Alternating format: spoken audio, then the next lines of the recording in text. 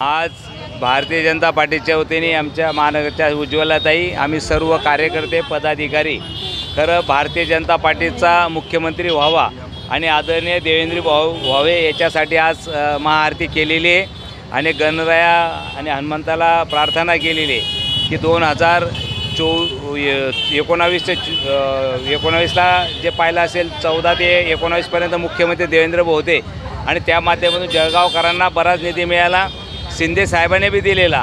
पण मला वाटतं जे आमची संख्याबळ असताना सर्व कार्यकर्त्यांची अपेक्षा आहे की भारतीय जनता पार्टीचा मुख्यमंत्री व्हावा आणि आदरणीय देवेंद्र भाऊ व्हावे। आज याच्यासाठी आम्ही हनुमंताला साखळ घातलेले महाआरती केलेली। धन्यवाद। जय श्री